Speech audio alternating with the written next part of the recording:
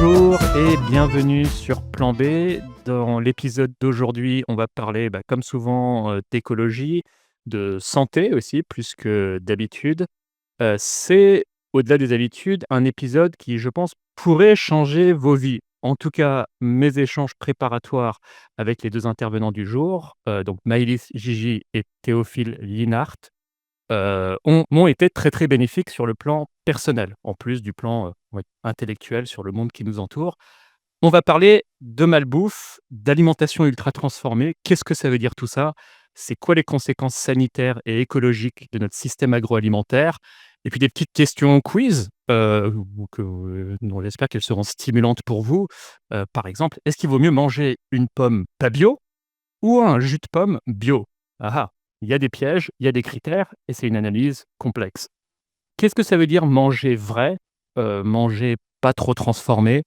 Et puis des questions spécifiques de type, est-ce que le fromage a des qualités nutritives ou est-ce que c'est un pur plaisir à consommer avec modération? Plein de petites choses comme ça, et puis j'espère des conseils pratiques qui vous seront utiles.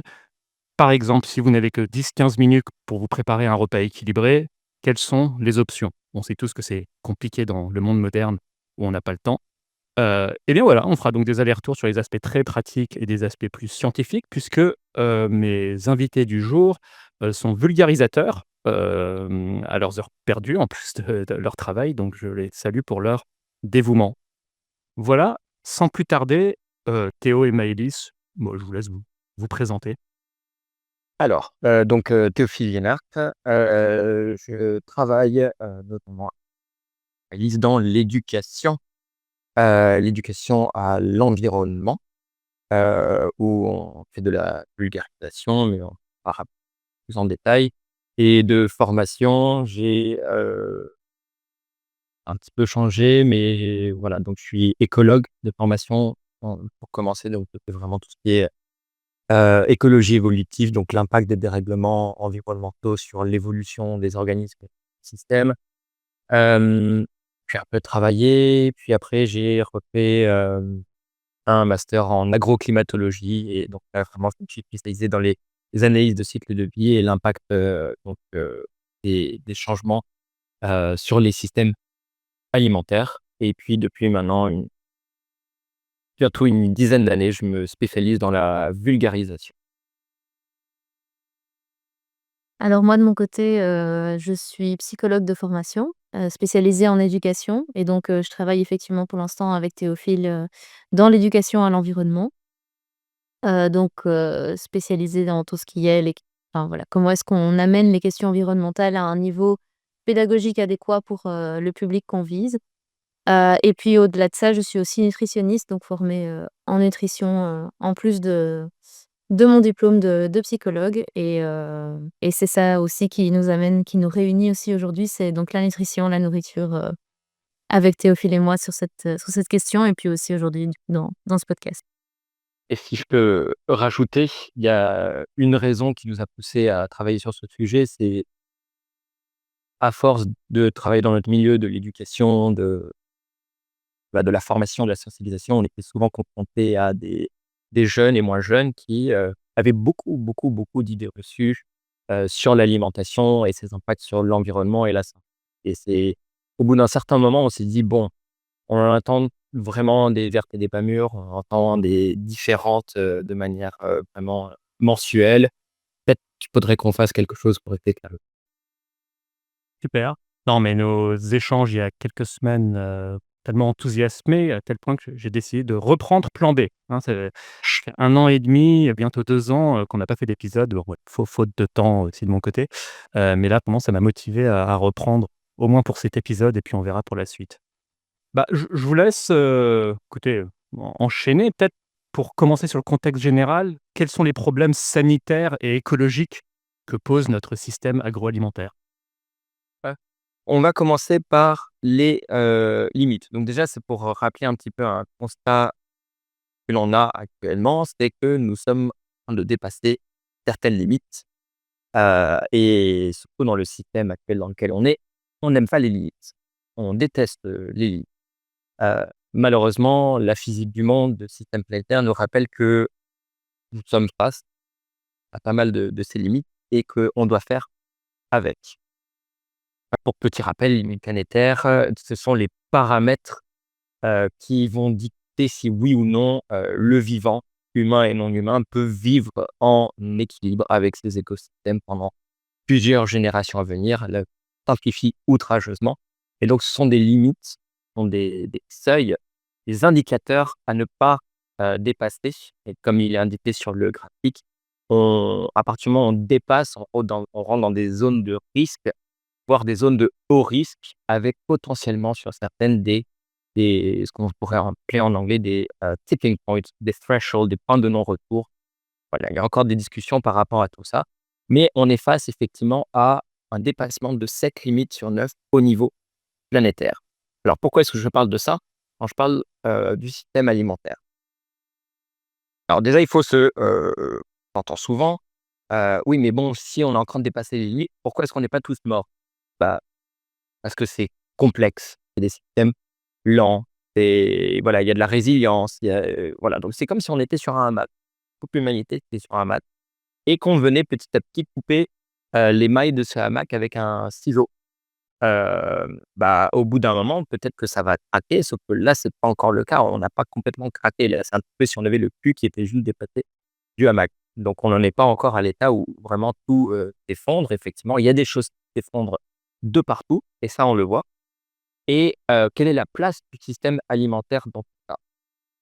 Alors, en 2019, la fondation HIT et le fameux journal scientifique médical, le Lancet, ont fait alliance pour créer ce qu'on appelle la Eat-Lancet Commission et ils l'ont très bien défini dès 2019. C'est qu'on est aujourd'hui, face à des évidences fortes que la production alimentaire mondiale peut être considérée comme, l'un des facteurs les plus importants de dégradation de l'environnement au niveau, de la perte de biodiversité, de la pollution et de l'utilisation de l'eau, du dérèglement des cycles biogéochimiques et bien sûr des émissions de gaz à effet de serre, l'oxydation des terres et cetera. Donc on est face à ce constat, c'est que le système alimentaire est considéré comme un ou voire le plus grand facteur de dégradation au niveau environnemental. Il y a des débats, tout le monde n'est pas d'accord par rapport à ça. C'est un parti pris que l'on prend ici par rapport à ce que la littérature scientifique nous dit. Petit topo, on va commencer par déjà la place que prend ce système alimentaire. Alors ici, bien sûr, on met nos lunettes qui vont vraiment faire référence au système alimentaire, industriel, conventionnel, bien que ce graphique montre l'ensemble et c'est juste pour vous donner une idée. Donc effectivement, déjà, le système alimentaire, ça représente 50 des terres habitables sur terre et de ces 50, il y en a quasiment 80 qui sont utilisés uniquement pour l'élevage et les 20 restants pour tout ce qui est végétal. Sauf que de ces 80 pour, l'élevage, il y en a cela représente que 18 des calories mondiales et 37 des protéines au niveau mondial. Donc c'est-à-dire qu'on utilise une énorme quantité de terre pour peu de calories et moins de protéines que, l'opposé, donc pour tout ce qui est végétal. Alors, ce n'est pas une critique du tout, c'est un constat.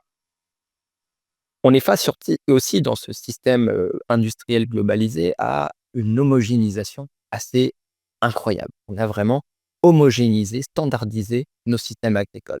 On a simplifié des écosystèmes, agroécologiques qui étaient complexes, qu'on avait du mal à comprendre au niveau scientifique, vraiment, mais on les a simplifiés. Les forêts, c'est de la monoculture, on standardise les variétés cultivées et les espèces élevées. En France, on a des régions spécifiques, telle chose et telle chose, par exemple. Et bien sûr, on utilise massivement des engrais chimiques de synthèse et des pesticides, et le tout via une mécanisation systématique. Donc, on est face vraiment à une sorte de standardisation des écosystèmes agricoles. Et de manière très intéressante, il y a une étude qui date un peu, qui n'a toujours pas été questionnée ou revue depuis, donc ça reste quelque chose assez d'actualité. C'est que l'agriculture et les systèmes alimentaires ont un rôle quand même assez important dans le dépassement de ces limites.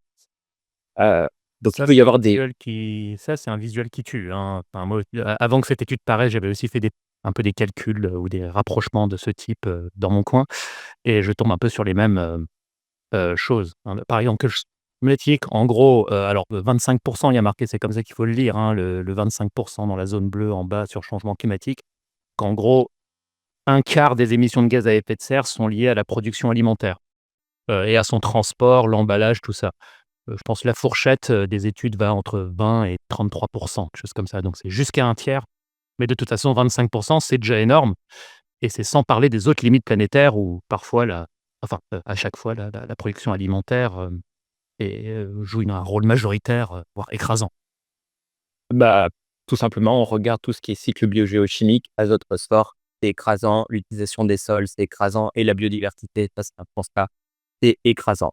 Et puis comme ça date quand même de 2017, il n'y avait pas encore de quantification au niveau des nouvelles pollutions, chimiques, hem et pour les autres limites non plus, mais ce serait plus difficile. On sait que par exemple les nutriments, donc dans tout ce qui est, désolé, je perds mes mots, tout ce qui est effluent, des systèmes agricoles à travers dans les océans, peuvent de manière locale modifier la chimie, donc de manière très locale et donc jouer sur le pH. Voilà.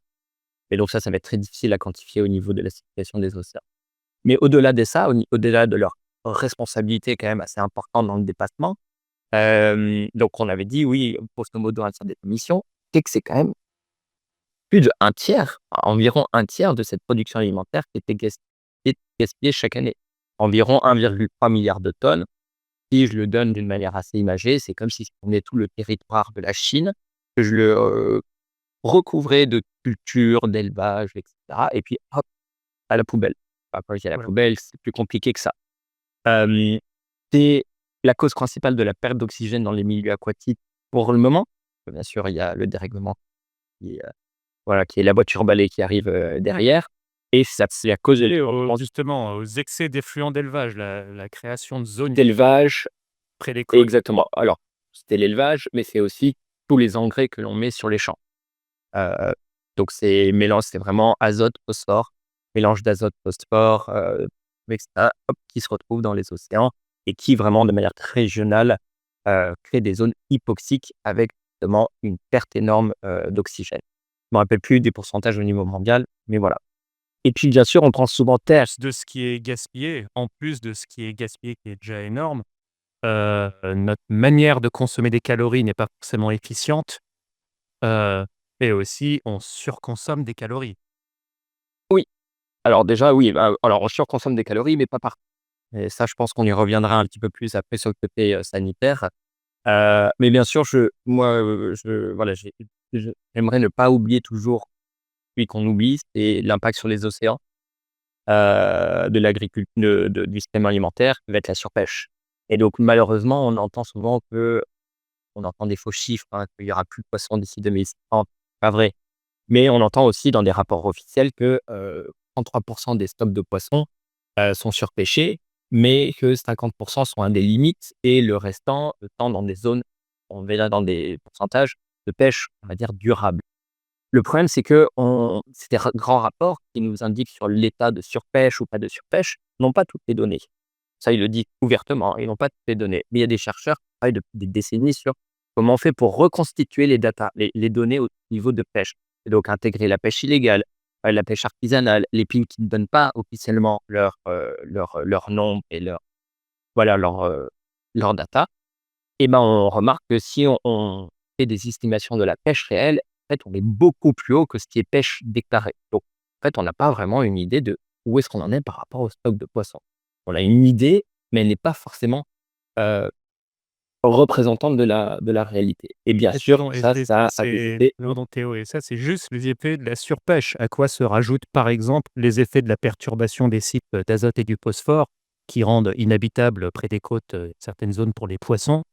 Et donc enfin, bon, je pense que c'est évident que les bateaux doivent aller toujours de plus en plus loin et pêcher de plus en plus profond pour récolter une même quantité de poissons, sauvages. Alors après, l'aquaculture vient Alors, compenser, mais voilà. même quantité de poissons, non, justement, la quantité de poissons, il y a déjà eu un pic de la pêche marine, hein. C'était dans les années, 90. En 96, il y a eu le pic de la pêche Sauvage. de la pêche sauvage, voilà et donc depuis, on pêche moins en moins, chaque année et et donc oui, maintenant il y a l'aquaculture qui vient prendre le relais, mais effectivement ça aussi, ça engendre plein d'autres problèmes. On n'aura pas le temps d'en parler, mais voilà, donc le secteur, tout ce qui est pêche et aquaculture engendre énormément d'autres problèmes. Donc je vais pas m'attarder là-dessus. Et puis, tu demandais par rapport au niveau sanitaire, et là je peux citer plein d'études qui montrent différents types d'impacts, au niveau sanitaire. On a, si je prends l'exemple justement de ces effluents, de nutriments dans les océans, ça crée des boosts, voilà, des marées d'algues vertes comme on peut le voir en Bretagne ou dans d'autres endroits et parmi ces algues vertes, il y a des cyanobactères, cyanobactéries en anglais et on sait que ces cyanobactères peuvent participer à l'émergence de maladies neurodégénératives de par le relâchement de certaines, toxines. Donc ça, c'est juste un petit exemple. On a bien sûr le cas emblématique que les systèmes alimentaires sont liés à l'émergence des zoonoses. Là, il y a plein d'exemples qui peuvent être donnés. On prend l'exemple du Nipah dans les années, aussi 90, en 94, en Asie du Sud-Est. Déforestation, migration de chauves-souris, arrivée, d'un élevage de porcs, contamination de cet élevage de porcs par la chauve-souris du virus Nipah. Nipah, un virus qui peut avoir 50 de taux de mortalité si ça venait justement à, se déployer à grande échelle. Heureusement, ça a été arrêté à temps, mais voilà, il y a plein d'exemples comme ça. Et le fait qu'on a évidemment de la pollution aux métaux lourds, au niveau des poissons, que le dé non, ça c'est plus de manière indirecte, mais comme on participe, comme le système alimentaire à l'émission des gaz à effet de serre, bah, le climat en échange lui aussi, bah, a un impact sur les cultures, mais aussi a un impact qualité des cultures, donc une perte de nutriments. On va parler bien sûr de l'impact sanitaire social. Les systèmes alimentaires actuels, l'agriculture, au niveau, du bien-être, des agriculteurs, on peut voir cette vague de suicides un peu partout en Europe.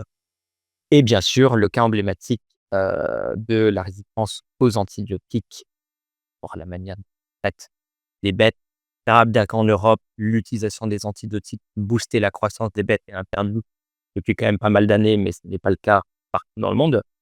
Et man après de manière un peu plus micro, mais on a tendance à l'oublier, c'est, la migration des emballages. On a, notamment dans les aliments, mais la migration du plastique vers l'aliment et donc des microplastiques dans lequel il y a perturbateurs endocriniens et passe, voilà, il y a plein de choses qui migrent vers l'aliment. Donc tout ça, c'est un ensemble évidemment d'impacts sanitaires et si je peux me permettre de, terminer sur un cas emblématique que je sais que les gens vont vouloir en parler, hem, c'est alors je vais passer ça, c'est les pesticides. C'est les pesticides et notamment on entend souvent parler du fait que est-ce que c'est la dose qui fait le poison au niveau des pesticides? Hem Et là, de nouveau, il y a plein d'indicateurs qui nous montrent que pas forcément une question de dose, une question d'effet cocktail. C'est une question comme c'est des perturbateurs endocriniens, c'est pas forcément la quantité, mais de quand, à quel stade du développement on est. Donc voilà, et donc plein d'indicateurs qui nous montrent que ce n'est pas forcément une question de dose, mais pourtant on est toujours face à quelque chose. C'est pourquoi est-ce que la question des dangers, par exemple des pesticides, mais dans ce cas du glyphosate, est toujours l'objet de controverses scientifiques. Et là, je me permets de, reciter un travail des années 50, là, de ceux qui ont écrit Les Marchands de doute, qui est que l'industrie du tabac, aujourd'hui qui est appliquée par plusieurs autres industries, est encore d'actualité. C'est la fabrique du doute. Si vous voulez, on peut partager les slides d'actualité. On sait et c'était officiel déjà par, un article publié par l'OMS que les entreprises du tabac ont réussi à fabriquer ce doute justement par rapport à l'impact du tabac sur les cancers et on est toujours face à ça. Donc là, c'est Stéphane Stuckart qui le montre très bien dans son livre et Le Monde de Vincent Leclerc, c'est que les marchands de doute n'ont pas forcément besoin de produire de la mauvaise science. Il suffit des fois, financer beaucoup plus d'études sur des causes réelles, mais mineures, du déclin des insectes ou de l'impact sur, la santé, pour éclipser la responsabilité de ces derniers et on est face vraiment, face à ça.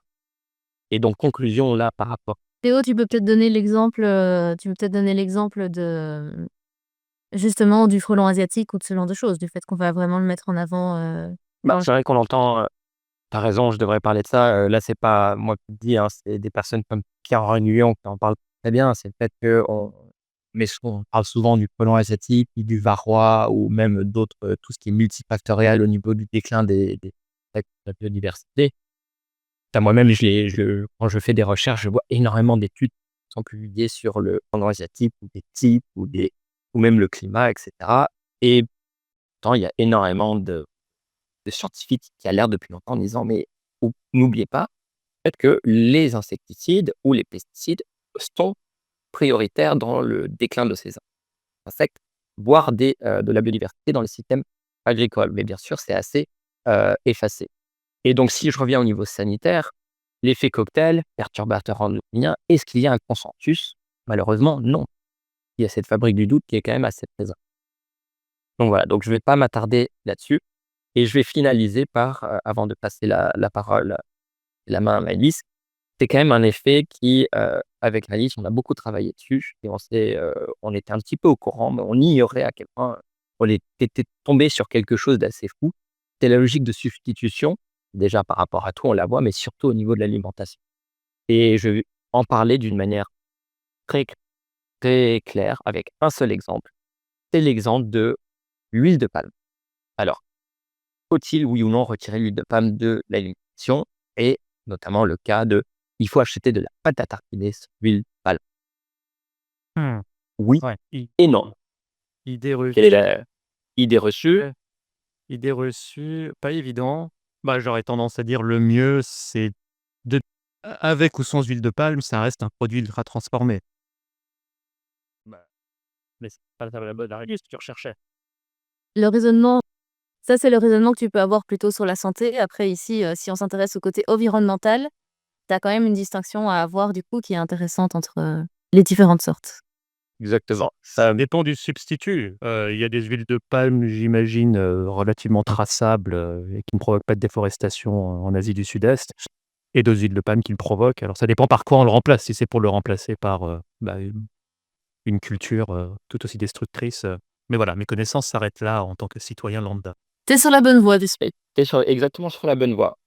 Alors effectivement, je ne peux pas toujours là, il faut savoir qu'on ne va pas donner de nom et cetera, mais on sait bien que dans les années 80, voire plus tard ou même avant, beaucoup de grandes ONG environnementales ont énormément milité sur le fait que monoculture, voilà, de l'arbre, qui produit de l'huile de palme, engendrait de la déforestation et participait à un déclin massif d'énormes vertébrés, de mammifères, notamment le orang-outan, avec des campagnes qui ont très bien marché et qui ont alerté sur le rôle justement de cette culture sur le vivant. Et ils avaient complètement raison, c'est très problématique. Maintenant, aujourd'hui, on sait que l'huile de palme, d'un point de vue mondial, participe au niveau mondial, hein, très, très, un faible pourcentage de la déforestation. Maintenant, c'est plutôt au niveau local ou régional que c'est problématique. Mais la grande question, c'est si on retire l'huile de palme et qu'on veut simplement la remplacer par quelque chose, par quoi est-ce qu'on la remplace? Et là, je vais montrer ce graphique du Our World Data qui, ne fait que montrer une chose, c'est que sur l'ensemble de la production d'huile au monde, l'huile de palme représente 36 de la production, mais représente que 8 des terres utilisées pour la production d'huile. Pourquoi? Parce que l'huile de palme est extrêmement efficace, extrêmement productif à l'hectare. Non seulement productif à l'hectare, mais après peut être utilisé de manière très versatile pour plein de choses, autant dans l'industrie que dans la cosmétique et cetera. Donc il y a une utilisation industrielle qui est assez faramineuse. Et donc si on devait remplacer cette huile de palme par autre chose, disons, de l'huile de tournesol ou de l'huile de coco, Serait en fait, on aurait besoin besoin en termes d'utilisation des sols, de ce qu'on voit, hein. exactement, c'est-à-dire qu'on aurait besoin de entre 2 à 10 fois plus de terre actuellement pour remplacer l'huile de palme qu'on utilise dans le secteur agroalimentaire par une autre huile. Et donc là, le réflexe, bien sûr, si je m'arrête à ce raisonnement, le réflexe va être de dire: «Ben non, sinon l'huile de palme, c'est super efficace, c'est super productif. Mais de nouveau, ça ignorerait le fait que l'huile de palme est problématique au niveau local, au niveau légal. Il y a des histoires vraiment de crimes contre Mmh. l'humanité d'un point de vue local, ne parlons pas des effets sanitaires. Et donc, c'est là où la logique de substitution peut avoir de gros problèmes, c'est que même si on la regarde d'une manière positive, elle a ses limites. L'huile de palme égale culture qui épargne des terres. Alors oui, d'un point de vue purement physique, elle épargne des terres. Mais est-ce que c'est ça réellement la question? Est-ce que on ne devrait pas se poser d'autres questions? Aujourd'hui, l'huile de palme, c'est 5% qui sont utilisés pour les 2 énergies, 30% pour l'industrie et les cosmétiques et 68% dans l'alimentation où ce sont principalement des aliments ultra transformés.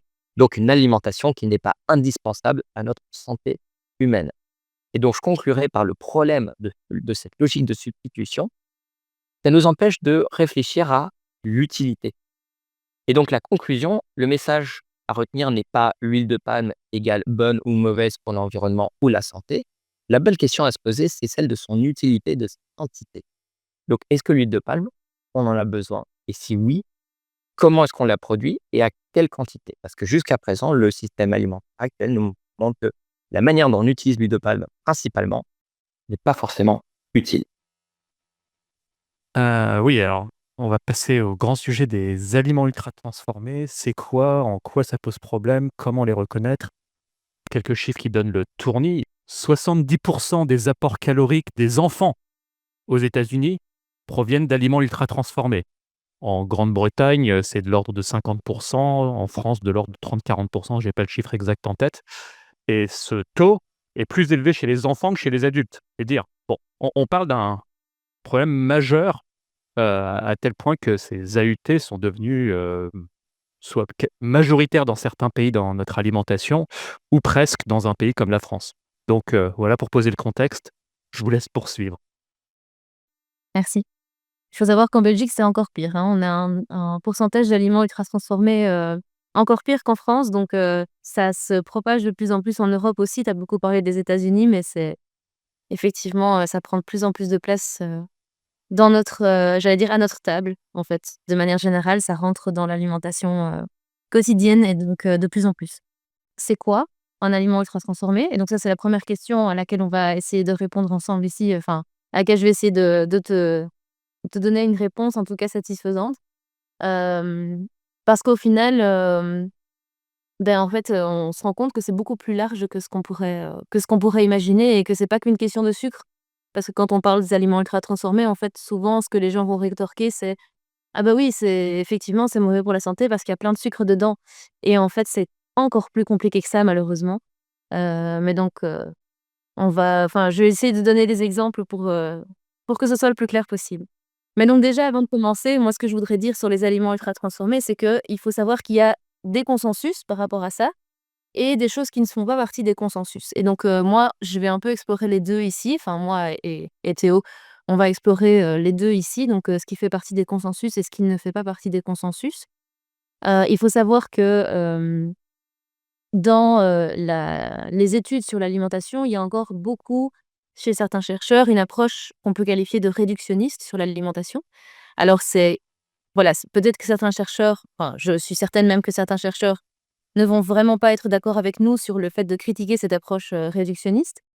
Tout comme certains chercheurs vont tout à fait, être d'accord avec nous et nous applaudir sur le fait qu'on met en avant cette approche réductionniste comme étant, une mauvaise manière de percevoir l'alimentation. Donc l'approche réductionniste, si je dois la qualifier, enfin l'expliquer de manière, simple et je vais y revenir peut-être après aussi, mais c'est en fait de dire que c'est de résumer l'alimentation aux nutriments. Donc de résumer en fait l'alimentation à ce qu'elle contient d'éléments, de manière séparée, sans le voir comme quelque chose de holistique, comme un ensemble en fait de nutriments qui coagissent ensemble, qui coexistent et qu'on ingère, tout ensemble en fait, hein. On c'est pas pour rien qu'on ne se nourrit pas uniquement de pilules, de nutriments. Ce serait autre chose et ça, ce serait vraiment l'ultime approche réductionniste où on se dit qu'il suffit juste d'ingérer les nutriments, les protéines, les glucides et cetera et qu'en fait, on serait en bonne santé. Donc déjà ça, c'est une première critique, c'est que et une première chose qu'on met en avant, c'est que nous, on est dans une approche holistique où on critique justement l'approche réductionniste, et que nous on essaye en tout cas au maximum dans les études qu'on lit et dans la vulgarisation qu'on fait ici, d'avoir cette approche holistique et de mettre en avant l'aliment comme étant vraiment un ensemble de nutriments qui coexistent et qui agissent ensemble pour notre santé. Même si on reconnaît quand même le fait que l'approche réductionniste dans le passé a apporté beaucoup de choses. Tout à fait, et qu'encore maintenant, elle peut avoir du sens, hein, des compléments alimentaires, c'est pas du tout quelque chose qu'il faut, heu diaboliser, on en prend, tous. Moi aussi j'en prends, il y a pas de question de dire que les compléments alimentaires sont mauvais et que prendre des nutriments tout seul n'a aucun sens, mais plutôt de dire que ce n'est pas que ça, en fait, c'est plutôt ça. Et donc tout ce qui fait partie des consensus, c'est notamment les questions de santé. Ce qui fait pas tellement partie du consensus, c'est plutôt qu'est-ce que c'est un aliment, ultra transformé? Ici, nous, donc on a choisi de parler de l'aliment ultra transformé avec une approche holistique. Pour ça, on a lu donc, plusieurs articles évidemment, qui sont toujours, même si on les a choisis, scientifiquement validés, ça c'est sûr. On a interrogé des chercheurs aussi comme le docteur Anthony Fardet, de l'institut de l'INRAE ou le docteur et médecin Jean-Michel Le Serre de l'Institut Pasteur. Hem et voilà, sans plus attendre, je vais rentrer dans une explication. Alors, on a choisi de parler moi en tout cas, j'aime bien, utiliser des exemples, parce que je trouve que c'est plus parlant. Et donc, si tu peux Là, peut-être c'est genre regarder, ouais. ouais, c'est ça. Tu peux peut-être essayer de regarder un peu ce que c'est, ce que je présente ici et puis d'essayer de répondre à ton aise à la question, pour toi, parmi ces 4 aliments, lesquels sont des aliments ultra transformés? Alors, la pâte à tartiner, clairement oui, j'ai envie de dire, il suffit de lire l'étiquette et il y a plein de trucs qu'on comprend même pas ce que c'est. Donc, pâte à tartiner. Barre de céréales, c'est piégeux, ça peut être un assemblage de produits, «vrais» entre guillemets, mais non, je me dis quand même, j'ai jamais lu d'étiquette sur ces choses-là. Mais oui, quand même, pour leur donner, un peu cette colle, j'imagine. Bon, non, c'est sûrement plein de trucs recomposés, donc oui, la barre de céréales, chocolat. Le plat préparé, c'est assez connu que c'est ultra transformé. Alors c'est pas forcément intuitif parce qu'on a l'air d'assembler de la viande cuite, des brocolis cuits, des je sais pas si c'est des piments ou des poivrons, bon, Alors ici, une petite des précision, c'est l'étiquette qui porte à confusion, mais ici on parle de, substitut de viande. Donc en fait, ah oui, c'est végan, oui. c'est voilà, c'est un substitut de poulet végétalien. Alors oui, malheureusement, ces aliments-là, alors je pense, effectivement, on mangeait moins de viande et on se tourne vers des substituts, mais c'est des produits ultra transformés, donc ça, no brainer. Mais quand bien même ça aurait été du poulet cuit, en général, j'ai tendance à voir les plats préparés comme ultra transformés à éviter et comme une des causes de malbouffe. Ce qui est pas forcément intuitif, c'est le jambon. On se dit: «Bon, bah, c'est du porc, quoi». Bon et voilà, et c'est du porc, on le tranche, on cuit, mais je pense qu'il y a énormément d'additifs et j'ai lu que c'était, considéré comme ultra transformé. Donc voilà mon raisonnement très basique qui sera sûrement moins élaboré que le tien, mais ma réponse serait, all of the above. Et sur le poulet végétalien, il y a quand même un score A dessus. Un Ah! Nutri-Score A, Bonne remarque. tu vois? Nutri-Score, dont j'ai cru comprendre que c'était un système certes imparfait, mais c'est déjà un pas en avant. Bon, ça permet déjà un peu de dégrossir les choses. Effectivement, on se retrouve parfois avec des curiosités de ce type-là. On peut avoir des aliments ultra transformés, Nutri-Score A. Un fromage ne peut jamais dépasser D. Bon, d'où une des questions, hein, on y reviendra. Est-ce que le fromage, c'est inutile? Ouais, ouais, non, mais donc tout ça, c'est passionnant. Je vous laisse, vous saurez. Moi, je joue un peu le rôle du naïf qui s'intéresse un peu de loin au sujet, qui était de bien faire, mais allez. Mais donc on va commencer par celui sur lequel tu hésitais, qui est le jambon. Même si tu as tout à fait raison, donc ici en fait j'ai mis les ingrédients Mmh. du jambon et donc même si tu as tout à fait raison, en fait ce jambon il est, considéré comme un aliment ultra transformé, donc dedans tu vas retrouver, bah, comme tu l'as dit, principalement de la viande de porc. On va retrouver du sel, on va retrouver un peu de sucre. Alors à savoir que le sucre ne fait pas, enfin j'y reviendrai plus tard, pardon, je saute des étapes. On va retrouver donc dextrose, des plantes aromatiques, des arômes et puis ensuite des antioxydants et des conservateurs donc qui font partie de ces fameux E dont on parle parfois, donc les additifs qu'on rajoute dans les plats. Et donc effectivement, ça c'est typiquement un aliment ultra transformé parce qu'on retrouve dedans les fameux E dans antioxydants, conservateurs, donc il y a des à savoir que certains E sont aussi des vitamines. Donc, par exemple, le E, si je me trompe pas, 330, c'est, de l'acide ascorbique qui est en fait de la vitamine C et qui lui n'est pas mauvais pour la santé. Mais voilà, ça demande un niveau de maîtrise du coup des aliments ultra transformés que, on ne peut pas avoir quand on est un citoyen lambda. J'ai une question parce que, en soi, moi, même la viande de porc, entre guillemets «pure», non transformée, on mange pas, enfin pour pas mal de raisons, mais d'ordre écologique. On a parlé d'algues vertes, enfin voilà, c'est beaucoup lié à ça. Question de bien-être, hein, 95 des porcs sont élevés sur caillebotis, bon, dans des conditions quand même, assez contestables, et ils mangent beaucoup de céréales, on va dire détournées de l'alimentation humaine, directe. Mais une fois qu'on a dit ça, le caractère ultra transformé de ce produit-là, est-ce que ça vide la viande en soi de ses nutriments aussi? Est-ce qu'on casse, je m'exprime mal sûrement, la structure, alimentaire et les nutriments du porc, du fait de son ultra transformation? Alors ça, c'est l'étape d'après, dans l'explication de ce qu'est un Ouais, d'accord. aliment Oh, ultra pardon. transformé. Donc mais c'est super intéressant, tu as tout à fait raison dans tes questions. Alors le cas de la viande du porc en particulier, je ne saurais pas te répondre parce que je ne connais pas le procédé de transformation qu'il y a sur la viande de porc pour en faire du jambon. A priori, il comment dire? Il est, heu, mixé, enfin il est voilà, il est vraiment mixé jusqu'à en faire une texture qui est très malléable et puis on va le reconstituer en tranches. Donc il faut bien garder en tête que ce jambon n'est absolument pas du jambon comme on pouvait le voir, qui est enfin comme on pouvait le voir dans le temps, qui est coupé donc sur une tranche de porc, pas du tout. C'est vraiment une mixture qu'on a reconstituée, c'est pour ça qu'il y a autant de d'additifs dedans et puis qu'on a reformé en tranches de jambon et sur lequel parfois on remet une couche de lard aussi pour faire croire que ça a été coupé, directement alors que pas du donc sur la question du porc en lui-même, je saurais pas te répondre parce que je connais pas le procédé.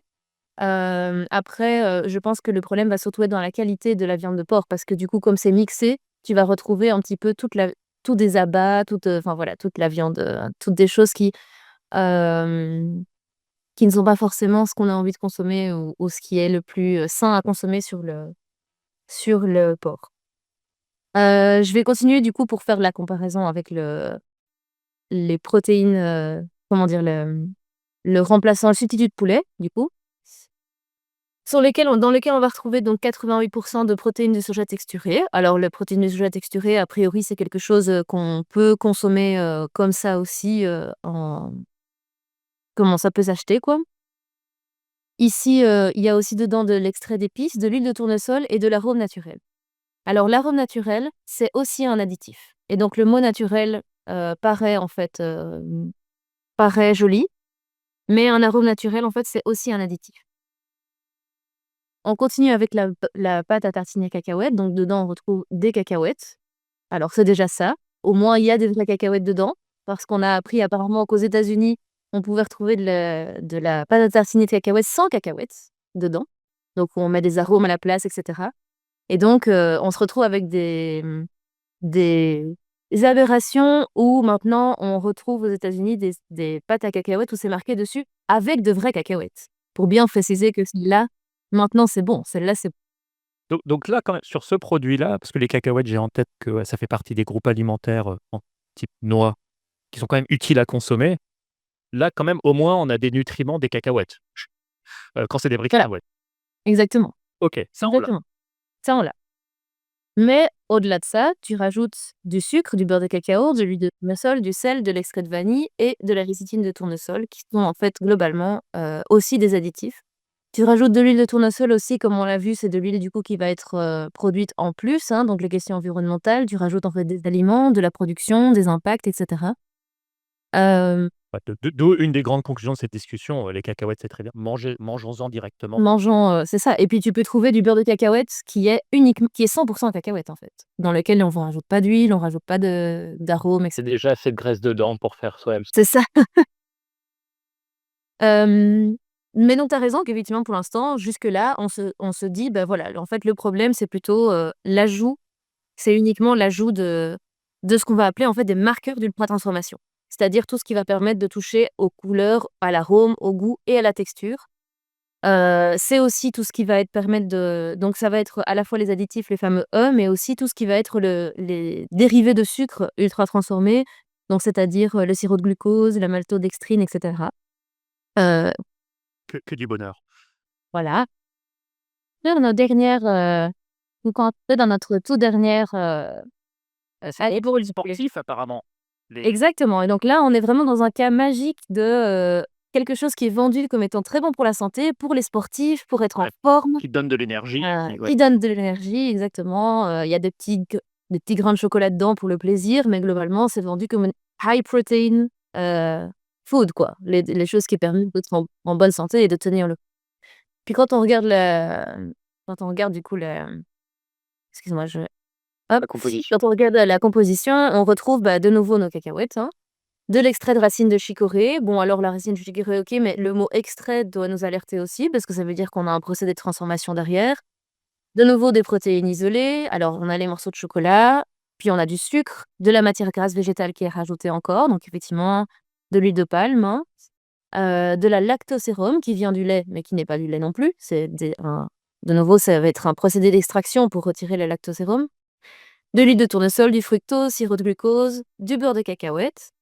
Du cacao, de l'amidon, du et puis ensuite tout ce qui est, hein, donc c'est souvent à la fin qu'on retrouve tous les additifs, hein, humectant, glycérol, émulsifiant, lécithine de tournesol, arôme naturel et la fameuse maltodextrine qui est donc un dérivé qui permet de donner un goût sucré, donc tout ce qui est, qui joue en fait donc sur la glycémie et qui est très mauvais pour, tout ce qui est les risques de diabète et cetera. Donc tout ce que j'ai cité ici, en fait, ce sont des marqueurs, ce qu'on appelle, comme j'ai dit, des marqueurs d'ultra-transformation et ça, ils sont assez faciles à voir sur les étiquettes. Donc jusque-là, ça paraît assez simple de reconnaître un aliment ultra-transformé. On voit les différents additifs dedans. Quand on ne comprend pas un mot, en général, c'est mauvais signe. Ça veut dire que c'est plutôt un additif. À savoir aussi que l'arôme naturel, comme je dis, de manière contre-intuitive, c'est aussi un additif. Et puis malheureusement, il y a un procédé de tr enfin, il y a quelque chose aussi qu'on peut ajouter à ça dans le fait de reconnaître un aliment ultra transformé, mais qui ne se retrouve pas sur l'étiquette, ça va être le procédé de transformation. Hem, En fait, le procédé de transformation des aliments ultra transformés, il faut savoir que comme c'est fait en usine dans des énormes quantités de production, on a cherché à rendre le plus efficace la manière de produire et puis surtout, on vise quelque chose qui est extrêmement malléable, extrêmement utilisable, comment dire? Pour être utilisé par des machines et cetera et puis surtout pour être consommé par le consommateur pour que il faut que ce soit en fait de la meilleure couleur, que ça ait le meilleur arôme, le meilleur goût et la meilleure texture, donc que ce soit le plus mâchable possible. Donc toutes ces choses, en fait, on recherche uniquement, on est vraiment dans la recherche du goût et de l'attraction, pour le consommateur et en faisant ça, on se retrouve avec des procédés de transformation qui sont parfois poussés à l'extrême. Je vais donner l'exemple, en fait, ici avec, ces céréales, donc qui sont des céréales, petit déjeuner, a priori vendues comme des céréales de nouveau bons pour la santé et effectivement, La quand on fibre, regarde, tu dit quoi? plein de fibres. Plein de fibres, exactement, donc quand on regarde la composition, effectivement, on va retrouver, en fait, du riz, du blé complet, du sucre, bah, voilà, comme je dis, le sucre, ça a ses problèmes à part, mais ce n'est pas considéré comme un additif, hein. Le sucre, ça a ses problèmes sur la glycémie, mais pas au niveau nécessairement plus que ça de la santé. De l'orge, de la farine d'orge, OK, jusque-là OK, du sel, de l'extrait de malt d'orge, bon, on pourrait se dire que c'est un peu problématique, mais on est toujours dans quelque chose qui est de l'ordre des fibres. Et puis tout ce qui est niacine, riboflavine, thiamine et cetera, en fait, ce sont toutes des vitamines B. Donc on va retrouver, en fait, là-dedans un énorme cocktail de vitamine B et de vitamine D. Mais c'est pas Ouais. des Et vitamines. donc ça c'est bien. Donc effectivement, les vitamines, isolées, ce sont des vitamines qu'on peut consommer en complément alimentaire, qui sont rajoutées dedans et qui, en fait, effectivement, donnent de la vitamine pour le corps. C'est entre Donc guillemets «de bons additifs», mais le problème, c'est qu'on a des céréales, recomposées, transformées, ultra transformées, c'est ça? et donc exactement, tu as mis le doigt sur le problème, en fait, de ces céréales-là. C'est que le problème va pas être dans les additifs, dans ce qu'on va rajouter dedans, mais plutôt dans le procédé de transformation qu'on va utiliser pour arriver à nos céréales au final. Donc en fait, il fait savoir que le riz, le blé, l'orge qui sont dedans, ils vont principalement être soufflés. Et en fait, le soufflage, ça, c'est vraiment un procédé de transformation poussé à l'extrême. Le procédé de soufflage, en fait, il va casser complètement l'aliment de base C'est pour en quoi le soufflage, pardon? C'est quoi? Ça sert à faire quoi? Pourquoi on le fait? alors le soufflage, je saurais pas te dire exactement donc ils le mettent enfin et le dans les entreprises, c'est mettre dans les entreprises, pardon, dans les industries, ils vont mettre le riz dans des fours très chauds et puis envoyer de l'air dedans pour que ça souffle. Enfin voilà, c'est un procédé où il y a du chauffage et il y a de l'air qui est injecté, Ah ouais, d'accord. Et on casse carrément la structure du et donc du coup, tu casses complètement la structure. Donc tu imagines en fait un comme un le soufflage, se va aussi le maïs, hein, qui devient un popcorn. En fait, tu as plus du tout la même chose après, hein. Tu as un grain de maïs qui devient un popcorn. C'est plus du tout la même chose. Tu as quelque chose qui a explosé littéralement. ouais. Et donc ça s'apparente à quoi en termes de nutriments une fois que c'est comme si on mangeait encore plus de sucre ou c'est quoi? Enfin, qu'est-ce qu'on Alors mange? le C'est dans le cas des fibres ouais, c'est ça, dans le cas des fibres exactement, ça va rendre en fait le sucre beaucoup plus biodisponible et Ouais. donc ça veut dire que manger du riz soufflé, en fait, c'est comme si tu mangeais du sucre. Il y a plus du tout de question de complet, pas complet, les fibres, les On s'en glucides fout. lents et cetera. On est vraiment dans des glucides rapides. Ton corps, il va le considérer comme tel et il va le prendre et donc ça joue sur ta glycémie comme du sucre. Comme manger encore plus de sucre, rajouter du Comme sucre, manger un quoi. peu de Et donc d'où le problème de Directement stocké. tu vas directement le stocker, exactement.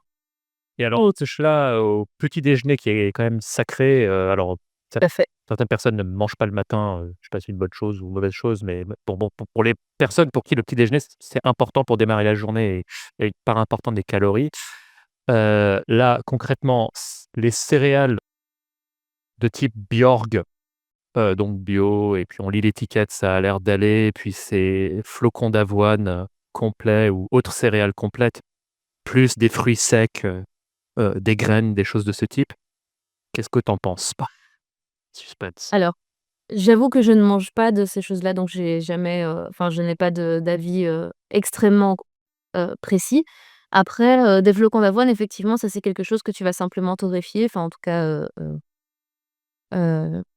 comment dire? Oui, torréfier, quoi, les rendre pour, améliorer le goût. Effectivement, là-dedans, donc tu vas retrouver plutôt, des fibres complètes avec, des flocons d'avoine complets, qui ont simplement été torréfiés, un peu de sucre. Des fruits séchés et cetera, donc effectivement, tu es pas dans quelque chose qui est nécessairement mauvais. Après malheureusement, comme je disais, les transformations, les procédés de transformation, hem, on ne les voit pas sur l'étiquette et donc quand on n'est pas expert, c'est difficile de les voir. Moi-même, je suis pas experte non plus et donc Je du veux pas coup, en savoir. fait, je pourrais pas te dire si celui-là, je pourrais pas te certifier effectivement les céréales, Bjorg bio, muesli, de type muesli et cetera, Ouais, sont bons pour la santé. Je je je pense effectivement que c'est meilleur pour la santé que ça, que le céréal que je te montre ici en photo. ouais, ouais. Et Ça comment c'est ça se sûr. fait que genre Choc à Pic, là pour le coup c'est pas du Bjorg ou quoi et ils ont un Nutri-Score A, tout comme les Bjorg. Mais comment c'est possible? Eh bien parce que justement quand tu regardes, tu vas avoir en fait une étiquette qui est un peu comme celle-ci. Donc c'est-à-dire que tu vas retrouver énormément de vitamines ajoutées, tu vas pas trouver vraiment d'additifs. Donc maintenant les céréales pour enfants, ils ont vraiment pris cette politique aussi de retirer le plus possible les additifs. Hem et de voilà, tu retrouves quand même toujours du sucre et cetera. Tu rajoutes un peu de chocolat ou de cacao, en tout cas dans ces pour faire des chocs à pic, mais en fait, tu as un peu la même étiquette et donc ce qui va être problématique là-dedans, c'est pas tellement, en fait, tes additifs, ça va être vraiment ton procédé de transformation et la quantité de sucre que tu ingères dès le matin et c'est ça aussi, c'est le moment de la journée dans laquelle tu l'ingères, c'est dès le matin. Donc on est quand même dans un système je sais pas les critères exacts des Nutri-Score, mais où l'ultra transformation ne pénalise pas tant que ça le Nutri-Score. Non, pour l'instant, pas trop. Ah ouais, bah, ouais, ouais, ouais. Heu je sais qu'il a été revisité il y a quelque temps et donc j'ai entendu dire qu'il était un peu plus pris en compte, mais de nouveau sans certitude. Puisqu'il est encore nouveau, donc on n'a pas eu le temps de regarder vraiment. De ce que j'ai compris de certains chercheurs, c'est que, même si c'est vachement amélioré par rapport à beaucoup de choses, c'est, le procédé de transformation est encore trop difficile à intégrer dans les algorithmes qui Donc je sais pas, pour le petit déj, qu'est-ce que c'est quoi? Et fallait dire qu'est-ce qu'il faut manger au petit déj? Juste du pain complet, des œufs, je sais pas, des fruits, non. Alors au petit-déj, en fait, tu vas donc, le petit-déj, ce que tu vas mettre dans ton corps en premier lieu, c'est ce qui va déterminer un petit peu ta là, c'est la nutritionniste en moi qui parle, mais donc c'est ce qui va, déterminer un petit peu comment tu vas gérer ta journée. Donc si tu ingères, en fait, dès le matin du sucre rapide, ça veut dire que toute ta journée, ton corps, il va être à la recherche de sucre. Si tu ingères, en fait, ce qui va lui permettre de démarrer convenablement, c'est-à-dire, avant tout de l'eau, donc il a besoin d'être hydraté, en fait, le matin énormément, ton corps et puis que tu vas lui donner donc, manger ou pas manger le matin, voilà, ça c'est un autre débat. Mais la première chose que tu vas mettre dans ton corps, c'est important, même si c'est à midi. Et donc à ce moment-là, en fait, ton corps, il va, plutôt pour démarrer avoir besoin de graisse et de protéines. Qu'elles soient animales, végétales, ça c'est autre chose, mais elle va avant tout avoir besoin de graisse et de protéines. Tu peux rajouter effectivement du pain complet, quelque chose qui est plutôt de l'ordre des fibres complètes, si, tu en ressens le besoin, mais c'est pas nécessaire non plus, c'est plutôt un support que tu vas utiliser pour mettre dessus la graisse ou les protéines. Mais donc typiquement, de prendre, du beurre, enfin une tartine avec du beurre et de la pâte à tartiner de noisettes ou cacahuètes dans lesquelles tu as pas d'additifs, qui est simplement des noisettes, broyées, torréfiées, ça c'est très bien par exemple. Un œuf, c'est très bien C'est intéressant.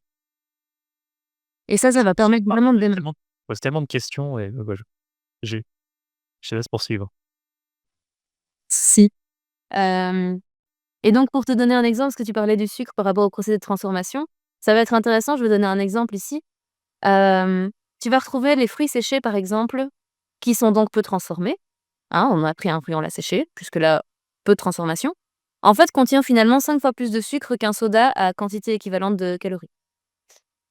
Si j'ai bien retenu, enfin, je crois que c'est ça, on dit à quantité équivalente de calories. Pourtant, si le soda, j'ai plus besoin de convaincre personne, je pense que c'est associé à des risques de diabète de type 2, le fruit séché ne l'est absolument pas. Et donc ça, c'est exactement la grande question. Ça, c'est vraiment un bel exemple de à quel point ton procédé de transformation, il va jouer sur comment ton corps va absorber ce que tu absorbes, en fait. Et donc c'est pour ça que on sort ici de l'approche réductionniste qui considère que un sucre égale le même sucre, que en fait, alors ici, bon, on parle pas exactement du même sucre parce qu'effectivement, dans le cas du fruit séché, c'est du fructose et dans l'autre, c'est du glucose. Mais au final, heu, le fructose peut aussi être considéré comme un facteur de risque de diabète de type 2 à trop grande quantité. Enfin voilà, là je pars sur des choses techniques, mais ça veut bien dire un nutriment n'est pas égal à un autre nutriment dans le même contexte.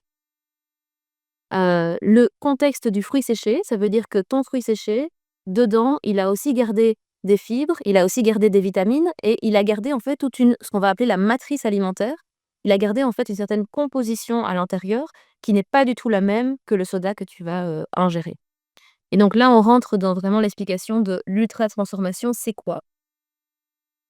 L'ultra-transformation, tu l'as dit en fait, à certains moments, c'est le fait de casser, de fractionner ton aliment de base, ton aliment brut, en plein de petits nutriments, plein de petits, donc on va séparer en fait les glucides d'un côté, les vitamines de l'autre, les fibres, enfin voilà, on va tout, séparer, les protéines et cetera. On va tout découper en micronutriments et puis ensuite on va les recoller ensemble en ajoutant du coup des additifs, texturants, exhausteurs de goût, colorants, arômes, qu'ils soient naturels ou artificiels, pour recombiner et finalement avoir un tout nouvel aliment, qu'on va alors appeler l'aliment ultra transformé.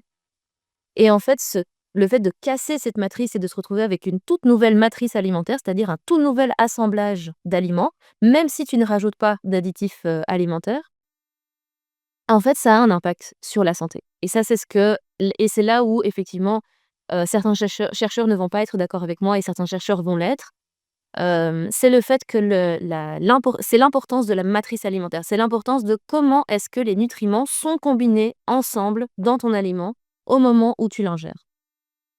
Et c'est ça le procédé de transformation qui va changer cette matrice alimentaire. Hem, alors à savoir que la matrice alimentaire, que le procédé de transformation peut aussi être, un procédé, tout à fait normal. Par exemple, la création du fromage, c'est un procédé de transformation. La création du beurre, c'est un procédé de transformation.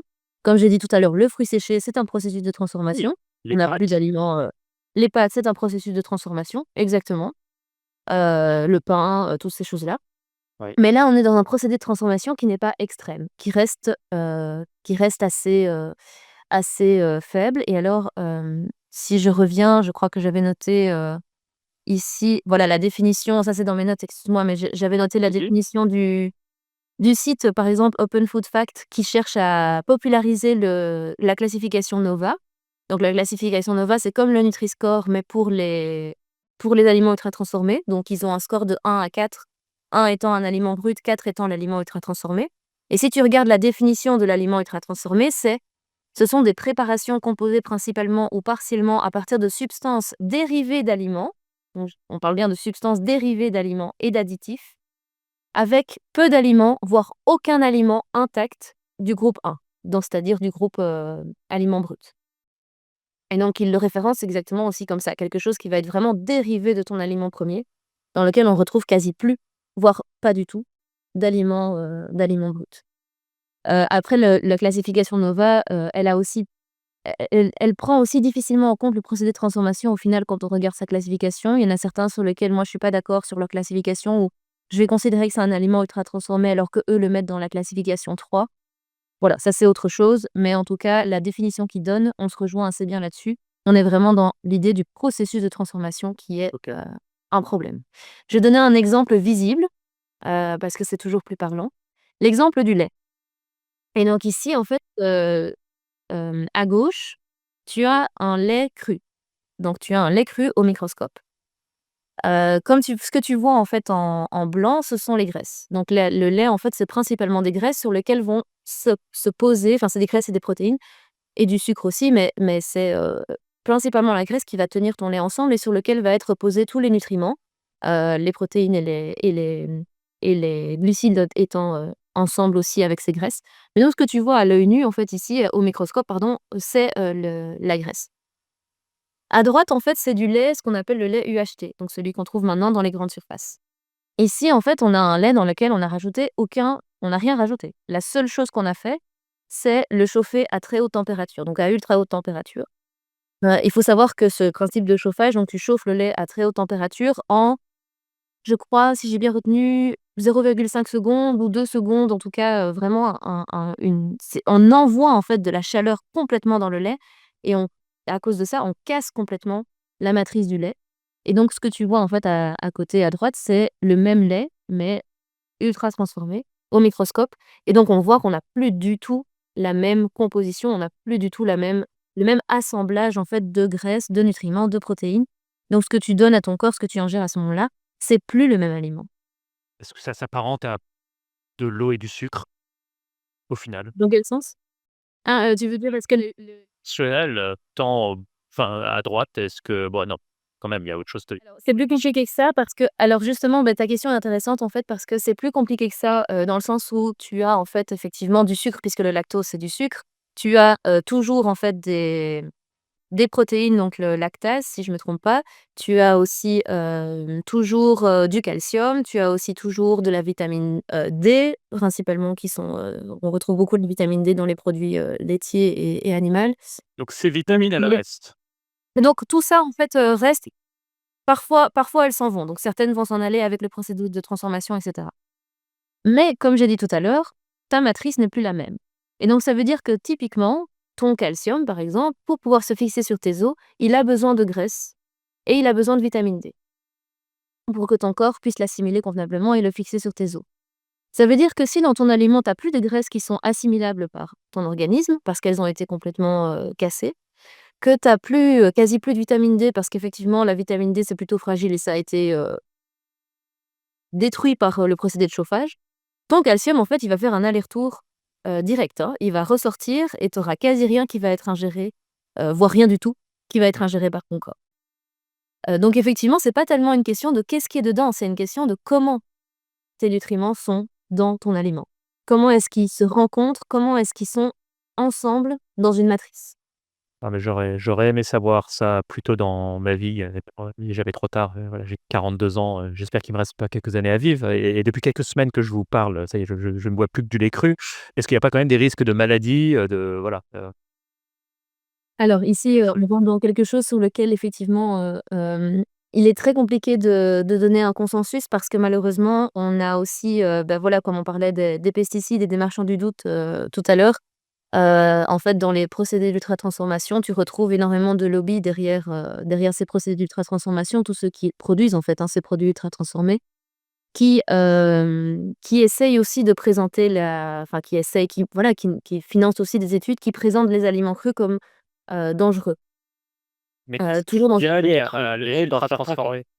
et qui peuvent être dangereux dans certains cas, tout à fait. Donc effectivement, le lait cru, tu peux s'il est pas bien, il respecte pas, pardon, suffisamment la chaîne de froid, tu peux te retrouver avec des problèmes, voilà. À savoir que alors je ne connais pas le cas en France, mais à savoir en Belgique en tout cas que si tu achètes du lait cru quelque part, le lait cru du coup étant, pointé du doigt pour, étant dangereux, ta chaîne de froid, elle est nickel. Tu peux être sûr et certain que les ça y est, je trouve plus le mot, le fait de vérifier, enfin les vérifications qu'il y a derrière autour de ta conditionnement de chaîne du froid du lait cru, elle est nickel. Tu as aucun danger Ouais. parce que vraiment, c'est tellement pointé du doigt que les réglementations autour de ça, elles sont super, élevées. En revanche, dans les industries, il faut savoir que les industries, en fait, elles ont un autre système qui est qu'elles ont le droit d'avoir un inspecteur interne pour les questions sanitaires. Ça veut dire que c'est quelqu'un qui est payé par eux. Ils payent leur propre, expert de vérification sanitaire. Et donc à ce moment-là, en fait, tu te retrouves avec une manipulation du lait à l'intérieur qui devient quand même un petit peu questionnante et sur laquelle on n'a plus vraiment de prise enfin, sur laquelle on n'a plus vraiment de comme je dis, c'est difficile d'avoir un consensus dans le sens où on n'a plus vraiment alors à ce moment-là un regard, objectif sur, comment ça se passe à l'intérieur des industries. Je mets en avant quand même le fait qu'il y a régulièrement des produits, notamment des produits, qui contiennent du lait, hein, des produits pour enfants, des aliments pour enfants qui contiennent du lait, donc des aliments sucrés, je citerai pas de marque, mais des aliments, des biscuits, avec du chocolat et du lait et cetera, qui sont rappelés pour des raisons sanitaires. Tout à fait. Alors C'est assez souvent les scandales sanitaires, c'est souvent sur des produits ultra transformés. Ouais, Tout à fait. ouais, bref, je sais pas si vous avez un avis sur la question. J'ai cru comprendre même de préférence lait de brebis ou de chèvre plutôt que lait de vache et je ne me rappelle pas pourquoi, parce que j'ai pas les connaissances. Là, ça va être une question d'intolérance au lactose plutôt, mais dans ces cas-là, tu touches à autre chose, des facteurs génétiques? Est-ce que tu es plutôt tu intègres bien, est-ce qu'au niveau génétique, tu as une flore intestinale qui est favorisée, enfin voilà, qui intègre bien le lactose, du lait de vache ou pas?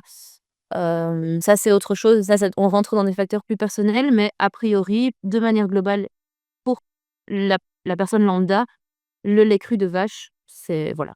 Après pour des raisons environnementales, tu pourrais, décider d'avoir autre chose parce que la vache étant un ruminant du coup qui a un impact environnemental plus élevé. Donc ça devient autre chose, ça devient une autre question que la santé. pour faire suite à ce que Maïs vient de présenter, donc c'est l'histoire de marqueurs, de ce niveau de transformation, évidemment, on l'a vu, va avoir un impact, notamment avec l'exemple du lait, ça va avoir un impact sur, la santé et comme tu l'as très bien présenté en introduction, les AUT, là, il y a un les AUT sont liés à des problèmes de santé. Heu, Maintenant, ça peut être des questions de quantité, ça peut être des questions de type, là où de nouveau ça devient plus compliqué. Ce que l'on peut voir aujourd'hui, là, il y a une liste, c'est que les AUT, aliments transformés, sont souvent associés à surpoids, obésité, de l'hypertension, des syndromes métaboliques, diabète de type 2, maladies cardiovasculaires, santé mentale dégradée et cetera et cetera. Pour aller dans un peu plus de détails et là, je fais référence à 2 études qui sont sorties très récemment, dont on en a parlé, Cyrus, c'est, l'effet des aliments ultra transformés sur, heu, tout ce qui est reproduction au niveau chez l'homme et donc la santé métabolique. Hem, Effectivement, cette étude, a très bien, montré que, un régime d'aliments ultra transformés sont, déjà indépendants de l'apport calorique, au total et nuisent à la santé cardio-métabolique et à la santé reproductive. Donc ça, c'est voilà, on en arrive au point où ça a un effet sur notre capacité à nous reproduire et nous avons aussi, des effets sur tout ce qui est déclin cognitif. Donc là, c'est pas forcément par rapport, cette étude, par rapport aux aliments transformés, mais plus par rapport aux additifs, ce qu'on appelle dans le langage, dans le jargon justement de ces aliments mais des cosmétiques. Ce sont là les colorants et les sweeteners, les sucres, ajoutés et cetera. Tout ça, ça a un effet sur le déclin, cognitif. Et pour terminer, donc on repart un tout petit peu sur la partie environnement, je l'ai sauté tout à l'heure, mais quel est l'impact de ces AUT sur l'environnement? parce qu'effectivement, on pourrait dire, c'est tout simplement, c'est l'impact de tout le système alimentaire et puis après l'impact sur tout ce qui se passe en usine, au niveau de l'environnement, quantité d'énergie qu'on utilise. Effectivement, sauf que les AUT voilà, sauf que les AUT est un booster d'un modèle, alimentaire, qui, va, favoriser certaines monocultures, donc qui va forcer une certaine homogénéité parce qu'on retrouve souvent dans les aliments transformés un nombre très, pauvre, donc c'est une diversité faible de types d'aliments bruts. On va retrouver une grande diversité de choses ajoutées, mais en termes d'aliments bruts, c'est pas très, très diversifié. Donc ça va être une sorte de boost pour le système agroalimentaire à avoir certaines cultures. Donc ça peut participer à, justement le fait de favoriser certaines monocultures et qui dit certaines monocultures, comme les aliments transformés se veulent aussi pas chers et accessibles, on va faire moins attention à la santé des sols, moins attention à la santé des agriculteurs, donc ça va booster un certain système.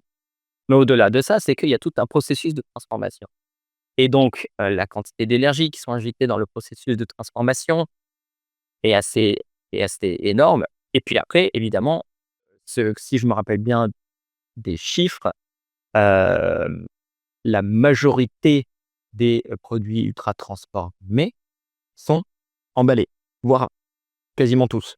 Donc ça veut dire encore plus, de l'énergie et du pétrole qu'on utilise pour, faire le plastique et d'autres actifs.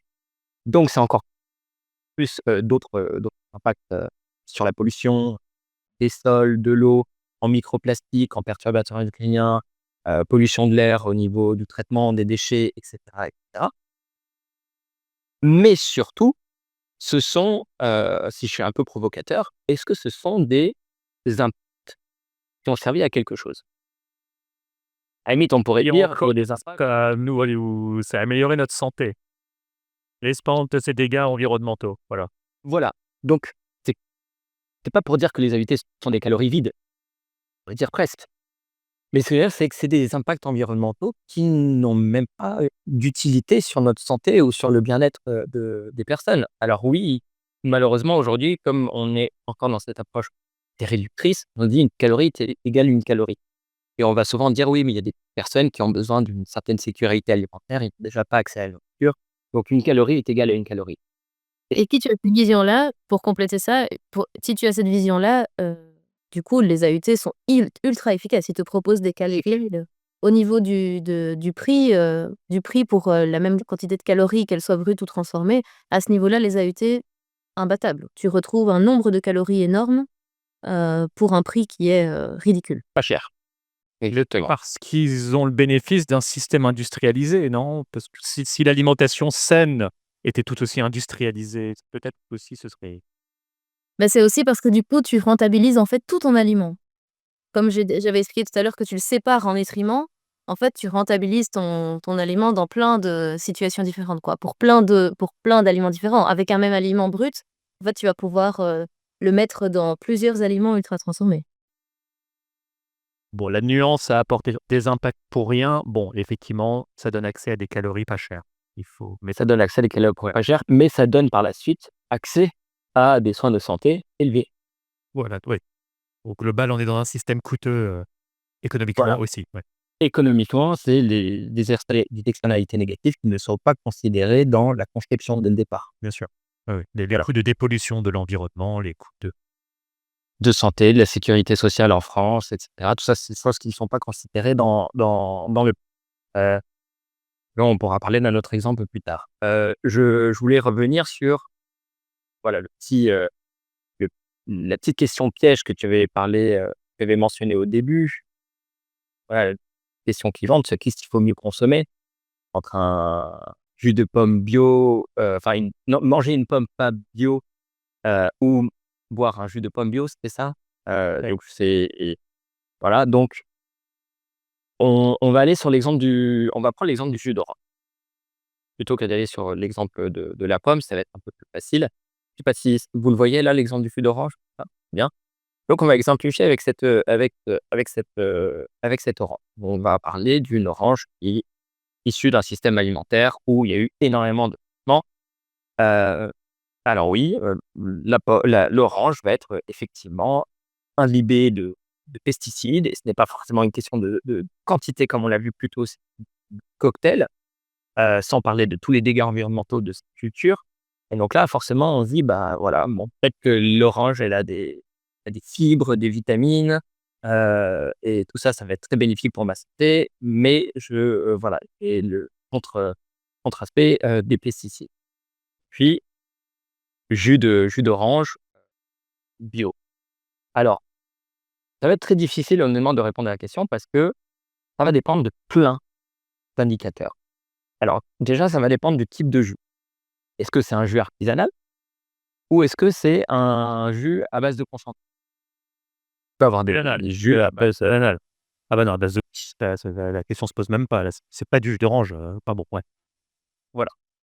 Alors, de nouveau, qu'est-ce que tu regardes? Tu regardes l'aspect sur ta santé en termes de prévention, sur répondre à des problèmes, éviter certains risques? Ou est-ce que tu regardes l'impact direct sur ta santé de la journée? Voilà, donc il y a plein de choses à considérer, donc c'est vraiment ça dépend de quel impact tu cherches à éviter heu, ou à avoir. Voilà, donc ça cause des problèmes de santé différents. D'un côté, tu vas avoir effectivement, le côté pesticide, mais si tu as un jus d'orange, comme Alice l'a très bien expliqué, qu'est-ce que tu as fait? Tu as pris une orange, tu l'as pressée.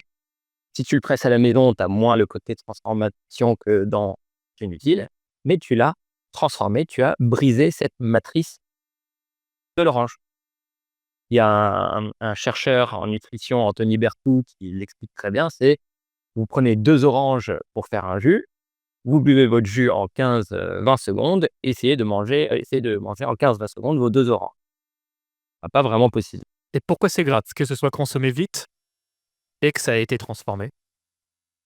Ah non, c'est juste, c'est pour donner une idée de la rapidité à laquelle on peut le boire. Juste, en gros, on peut le voir très rapidement, mais par contre, cette même quantité, si c'était resté une orange, entière, on n'aurait pas pu l'ingérer aussi rapidement. Parce que toute cette matrice de nutriments, cette interconnexion entre les glucides, les vitamines, les fibres, font que l'on va digérer et assimiler les nutriments et les nutriments, j'ai envie de dire, ils vont être dispatchés aux bons endroits dans notre organisme. Alors que de le transformer en jus, bah, ça va pas forcément être très mauvais, mais on va ingérer très rapidement le sucre. Ça va être du sucre. Bah, il n'hésite pas à compléter si tu penses que j'exagère dans l'explication. Et heu, Qu'il est présent aussi dans l'orange. qui est présent dans l'orange, mais on l'a rendu beaucoup plus biodisponible. On l'a séparé du reste. Et puis aussi, comme disait Théo, tu vas en prendre le jus d'orange, tu vas pas en prendre une orange. Tu vas en prendre 2, peut-être 3, pour avoir ton jus d'orange qui est, et donc en fait, tu manges pas le sucre d'une seule orange, tu manges le sucre de 3 oranges. Et puis, effectivement, tu le bois, donc ça veut dire que tu ne le mâches pas. Ça, c'est pour répondre à ta question aussi. Est-ce qu'il y a une différence entre le fait de consommer l'orange, enfin, de la vitesse à laquelle tu le manges? Oui, pas pour des raisons, très évidentes, c'est des raisons qui peuvent être, considérées comme minimes, mais encore, tu as des chercheurs qui ont montré qu'en faisant mâcher plus les aliments, tu augmentais déjà la santé de tes patients, donc ça peut être, mâché est en fait quelque chose d'assez important qu'on a tendance à oublier et ça, c'est quelque chose que les aliments ultra transformés enlèvent. Donc ils rendent tout beaucoup plus mâchable. Or le fait de mâcher, c'est une prédigestion assez importante pour ton corps et donc ça permet déjà de découper certains enzymes, ça permet de rajouter aussi avec ta salive, de l'acide, enfin voilà des, des oui, des choses en plus dedans qui vont décomposer l'aliment, différemment que si tu avales ton jus, il arrive directement dans l'estomac comme ça et c'est pour ça aussi qu'on peut dire qu'on remarque parfois avec certains jus d'orange, tu vas avoir un estomac beaucoup plus acide que si tu manges une orange, quoi. Ouais. Donc plus on pense et constat, plus je me dis, vraiment à la fois pour la planète et pour notre santé, buvons, surtout de la flotte, surtout de l'eau, votre allié valgélique. Ouais, j'ai fait quelques petits calculs, mais tout ce qui est boisson en général, bah, tu vois, café, thé, alcool, soda, jus de fruits, à consommer avec modération. Je pense que le propos ici, c'est pas de se priver d'absolument tout et de vivre une vie monacale, mais voilà, avec modération. C'est quelques centaines de kilogrammes de CO2 par an, en général, notre consommation d'alcool, tout ce que je viens de dire et une consommation d'espace, pas neutre, hein, rien que la viticulture en France, c'est 700 000 hectares. À quoi on peut rajouter la culture d'orge dédiée à la bière, la culture de cognac, tout ça. Bon, tout ça mis bout à bout, ça fait quand même plus d'1 million d'hectares, occupés, en France, sur 30 millions d'hectares de surface agricole utile, pour des boissons, pas indispensables, versus la flotte. Bon, Alors, et là, je suis entièrement d'accord avec toi. Si on regarde purement sur l'aspect sanitaire, après, il faut pas oublier qu'on si on veut justement faire cette transition et qu'on veut essayer d'embarquer tout le monde, il faut aussi regarder les aspects culturels. Je me dis, est-ce que avant de supprimer des choses très culturellement ancrées dans une tradition d'un pays ou d'un continent comme le vin ou la bière, est-ce qu'il n'y a pas d'autres choses à supprimer avant? Notamment dans des aliments ultra transformés. Je dis ça aussi parce que j'aime beaucoup, ce domaine de la viticulture qui est absolument passionnant, mais c'est aussi pour regarder à chaque fois avant de prendre une décision sur faut garder et pas garder, il y a aussi cet aspect de culture, société et économie.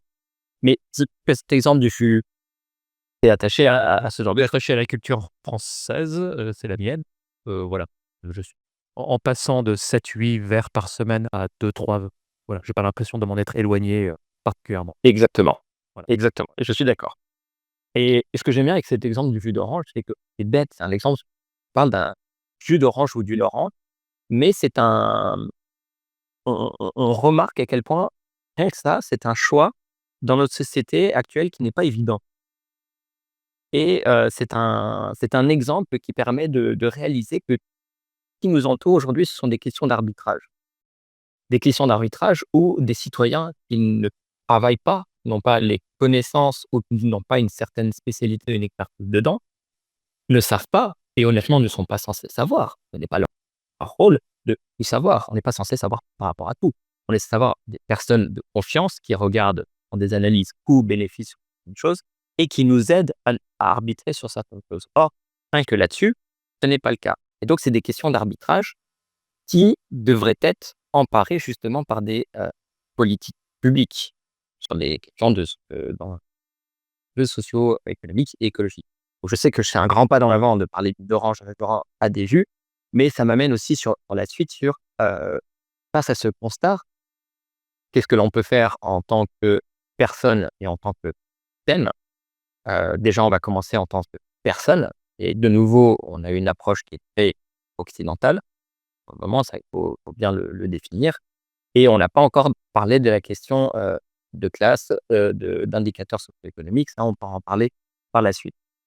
Mais donc face à tout ça, on a une règle de 3, pas une règle de 3, mais c'est la règle des 3 V qui rentre, dans l'équation, et qui a été, justement lancée de nouveau par Anthony Fardet et son collègue, j'oublie le prénom, mais le nom de famille, Roch.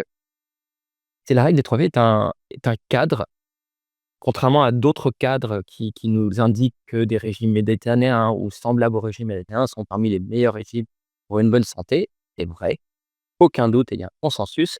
Mais est-ce que tu peux appliquer le régime méditerranéen partout, au niveau global, sans Un considérer taux les raisonnable pour les culturels? ménages, Exactement, Et puis même si tu vas dans des régions où c'est là où le poisson fait beaucoup plus partie, de la culture, enfin de ce qu'on mange comme animal, que tu as beaucoup plus accès à des algues, à certaines choses, en fait, tu peux pas te dire que le régime méditerranéen est applicable dans toutes les régions du monde.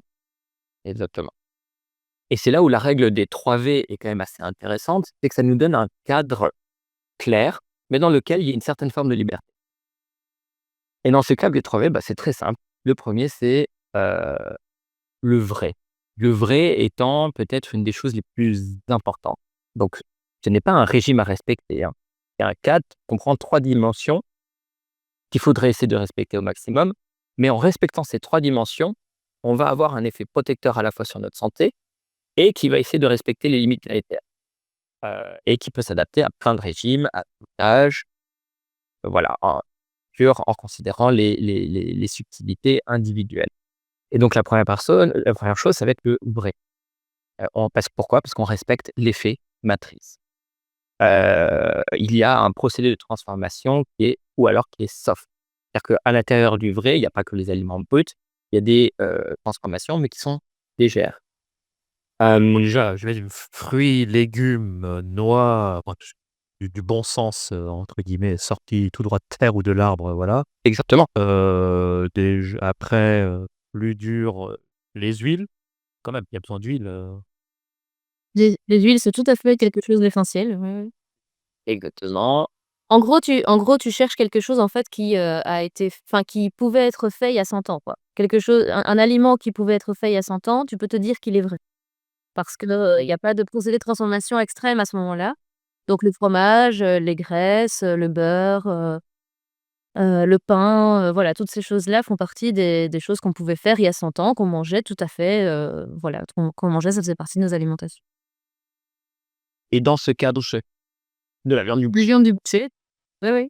on va venir au végétal, mais ce cadre de vrai, ce cadre de vrai ne parle pas de végétal ou pas végétal. C'est vraiment, on regarde voilà, de manière assez globale. Et dans ce vrai, bah, il faut quand même se faire plaisir de temps en temps. Et quand je dis se faire plaisir, ça ne veut pas dire qu'il faut des AUT pour plaisir.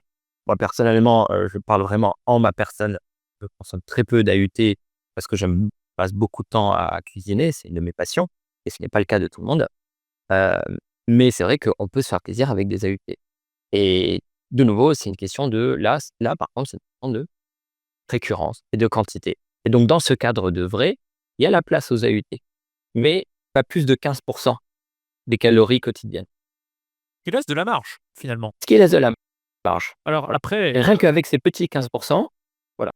on s'en rend pas forcément, mais peut-être la restauration qui est un sujet dans tout ça, parce qu'on mange de plus en plus fast-food, tout ça. Heu, Ça, voilà, les sandwichs qu'on nous sert ont l'air vrais, mais les sauces qu'ils rajoutent, on sait pas trop ce que c'est, bon.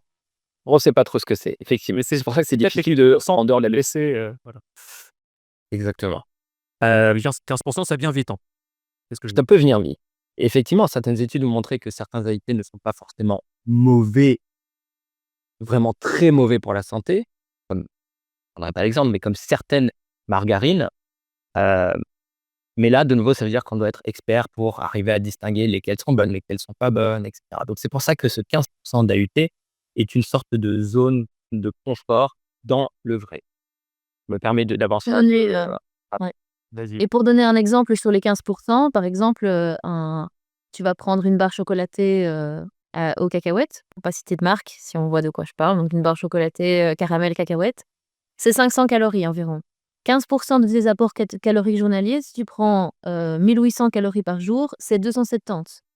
Donc en fait, avec une seule barre chocolatée, tu as déjà fait le double de ton apport, conseillé d'AUT. Ça vient Donc très vite. voilà, qu'est-ce que tu mets, dans tout ça. Si tu prends un repas entier d'aliments ultra transformés, c'est sûr que tu le dépasses.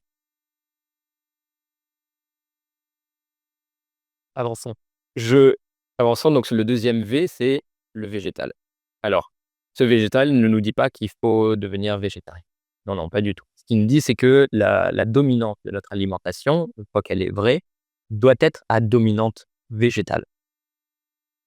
Ça, c'est le constat de plein d'institutions, de plein, de groupes de recherche, de voilà, d'instituts Les médicaux. climatologues, parlent le GIEC parle Exactement. plant-based diet, bon, parmi les leviers pour, réduire une Parmi les leviers. de serre, voilà.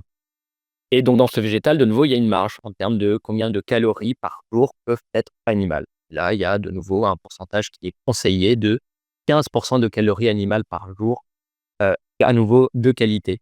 Bien sûr, il faut éviter, les calories animales d'aliments ultra transformés. Ah bah, ça t'évite les 15, hein, un peu de lait, des œufs, même pas steak, on y est les 15. OK, une omelette, Une omelette, par exemple, voilà. Hem Et puis le plus difficile, mais et celui-là qui va être vraiment le plus difficile à appliquer, mais ça reste quand même un excellent plat, le varier. Et donc on peut manger de tout en bonne quantité, rien en excès et et tout ça, ça permet de favoriser à la fois la biodiversité, la diversité de ce que l'on mange. Ça permet de favoriser la biodiversité dans les champs, parce que si on a une consommation qui est très variée, bah, on va favoriser un système agricole qui est aussi très varié en termes de produits, pas le cas actuellement. Hem Mais c'est effectivement toujours le plus difficile à appliquer, de manière quotidienne. Parce que qu'est-ce que ça veut dire varier? Bah, de nouveau, c'est un peu de tout. Tu as un peu de tout, dans lequel il y a beaucoup de végétal et dans lequel la majorité doit être vraie. Donc ce cadre des 3 V est vraiment une sorte de comment dire?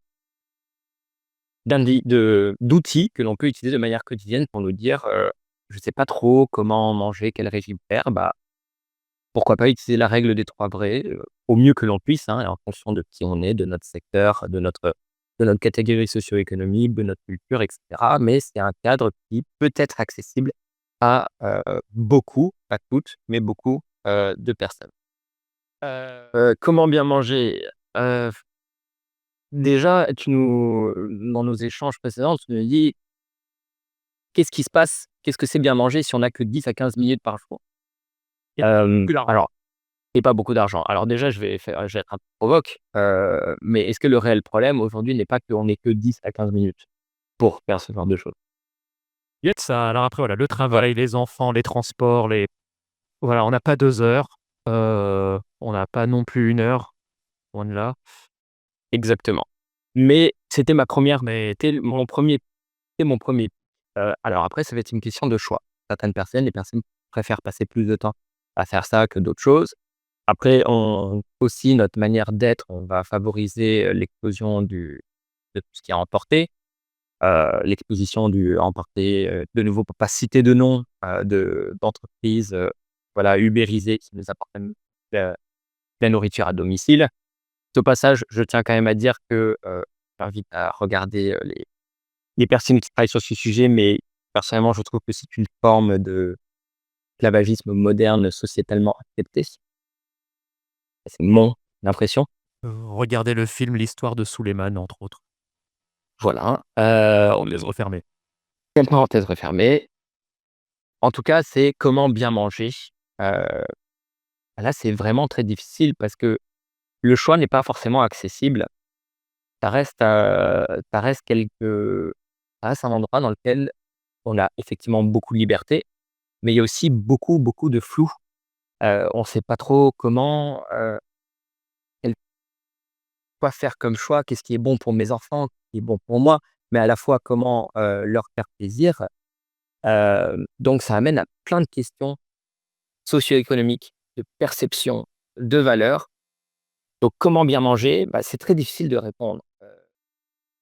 Je vais être très Après, moi, je voudrais pratique. oui, Vas-y, vas-y. tiens, j'allais dire, on peut donner des conseils quand même pratico-pratiques du coup, avant de passer aux questions socio-économiques et tout ça. Ce qui est quand même que quand on parle, du cadre des 3 V, on garde dedans quand même quelque chose qui nous permet de garder une liberté assez importante. Par exemple, tout ce qui est, manger du pain et du fromage, en fait, c'est très bien si tu choisis un bon pain et un bon fromage. Si tu manges du beurre dessus, c'est parfait si tu prends du beurre au lait cru et pas de la margarine, ultra transformée, par exemple. Donc il y a aussi beaucoup qui va être dans le choix de tes aliments. Si tu veux des aliments faciles à manger, hem, en fait, voilà, ne serait-ce que d'avoir si tu n'as pas le temps de faire, de couper tes légumes, maintenant tu peux trouver des légumes surgelés déjà coupés en supermarché. Alors ils sont en général pas bio, mais au moins tu as quelque chose que tu peux cuire en soupe assez facilement. Il y a quand même Des légumes bio surgelés, il y a des légumes bis et le spelt de blé, alors ça consomme de l'énergie, mais ça fait pas perdre les nutriments, si j'ai bien compris. voilà, c'est ça, tu perds pas les nutriments et puis ils sont déjà coupés parce que bon, voilà, en général, c'est ça qui prend du temps aussi, heu et tu peux les utiliser après, voilà et tu peux après les manger. Ça garde quand même quelque chose qui est assez, Après éplucher, découper, puis faire une salade, ouais, voilà, en 10-15 minutes quand même, c'est fait, il y a pas de cuisson. voilà, ça dépend aussi de ce que tu prends et donc en fait, dans le cru ou dans les solutions comme ça effectivement de surgelés, tu as quand même des possibilités de faire du batch cooking le dimanche, pour ta semaine, et d'avoir quelque chose que tu réchauffes. C'est toutes des techniques qui évidemment permettent de gérer au quotidien, mais évidemment le choix le plus important va rester dans, le produit que tu prends en premier lieu quoi. À quel point est-ce qu'il est vrai? Ouais, ouais.